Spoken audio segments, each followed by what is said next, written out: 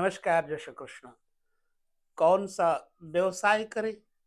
जब आदमी पढ़ लिख कर के कुछ आगे बढ़ता है तो उसके सामने जीविका के लिए एक बहुत बड़ा प्रश्न चिन्ह लग जाता है। इसके विषय को लेकर के जन्म कुंडली में आप विचार कर सकते हैं कि आप कौन सा व्यापार करें और उसमें आपको अधिक से अधिक लाभ होगा। सबसे पहले आपको उसके लिए अपनी कुंडली में कर्म भाव जरूर देखना चाहिए। कर्म भाव यदि किसी ग्रह से प्रभावित हो तो उस ग्रह के द्वारा उस व्यवसाय को बढ़ाया जा सकता है। हम यहाँ पर एक एग्जाम्पल के साथ आपको समझाते हैं। अगर आपकी जन्म कुंडली में कर्म भाव का स्वामी शुक्र है, मतलब शुक्र कब होगा कर्म भाव का स्वामी? एक तो जब सिंह लग्न होगा तब, दूसरा जब मकर लग्न होगा तब। ठीक है। अब मकर लग्न होगा तो शुक्र अधिक ज्यादा लाभप्रद सिद्ध होगा। क्यों? क्योंकि मकर लग्न में शुक्र पंचमेश और कर्मेश हो जाएगा। कर्मेश चूंकि राजयोग कारक होता है और पंचम भाव मूल त्रिकोण होता है। तो जब मूल त्रिकोण और कर्मेश दोनों के भावों के स्वामी शुक्र हो जाएंगे तो यहां मैं एक बात और कह देना चाहूंगा कि जो ग्रह शुभ होते हैं उनका प्रभाव केंद्र स्थित होने पर कम हो जाता है, कई बार तो बिल्कुल नहीं भी रहता है। अब इस अवस्था में आपको केंद्राधिपति दोष का निर्णय लेना पड़ेगा, कहीं है तो नहीं। वैसे सच बताऊं तो कर्मेश और पंचमेश होने के कारण शुक्र को केंद्राधिपति दोष नहीं लगेगा, परंतु यदि तृतीय से शुक्र हो जाएंगे और कर्मेश हो जाएंगे तो शुक्र का प्रभाव जीवन में बहुत घाटे वाला होने शुरू हो जाएगा। क्योंकि तीसरा भाव जो है कुंडली में वो त्रिसडाई कहा गया है। तीसरे भाव में यदि वहां का स्वामी कब होगा शुक्र, इसे हम समझें। जब सिंह लग्न होगा तो शुक्र हो जाएंगे तीसरे और दसम भाव के स्वामी। लिहाजा सिंह लग्न होने पर शुक्र का प्रभाव इतना अच्छा साबित नहीं होगा जितना कि अगर मकर लग्न है तो।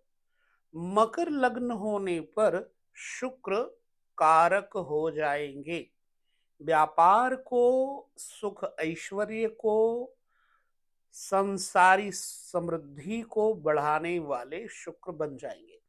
तो यदि आपका शुक्र कर्मेश हो गया, मूल तथ्य है मेरा व्यवसाय का चयन। यदि आपका कर्मेश है शुक्र और पंचमेश है शुक्र तो आपको कौन से बिजनेस करने चाहिए, मैंने यहां पर बिजनेस को लेकर के आपके साथ टॉपिक दिया है।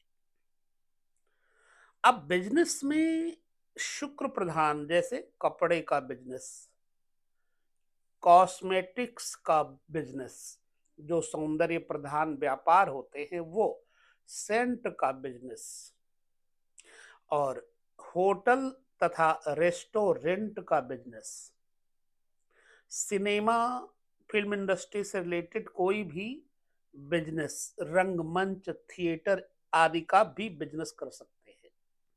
ठीक है। चित्रकारी से संबंधित आप कोई बिजनेस कर सकते हैं, चित्रकला। और नृत्य कला और डिजाइनिंग इत्यादि के माध्यम से, बुटीक इत्यादि के माध्यम से आप अच्छा व्यवसाय कर सकते हैं। ये हो गया शुक्र को लेकर के आपके साथ एग्जाम्पल। इसी तरह से आपके कर्मेश को यदि बल मिलता है तो उस बल के अनुसार अपने व्यवसाय के बारे में आप निश्चय कर सकते हैं कि हम यह व्यापार करेंगे। अच्छा, शुक्र क्या है? शुक्र को सुंदरता का देवता माना गया है। वैसे माँ लक्ष्मी कारक है शुक्र की। इसलिए यदि आपका व्यवसाय इन चीजों का है और व्यवसाय चल नहीं रहा है, कोई कमी आती है जो मैंने बताया, तो आपको चाहिए कि शुक्रवार के दिन माँ भगवती शक्ति के, लक्ष्मी के नाम से किसी जो सधवा स्त्री है, सुहागन स्त्री है, उसको खीर, सुगंधित द्रव्य, श्रृंगार की सामग्री इत्यादि देना शुरू कर दीजिए फ्राइडे के दिन। व्यवसाय आपका खूब अच्छा सा चलने लग जाएगा।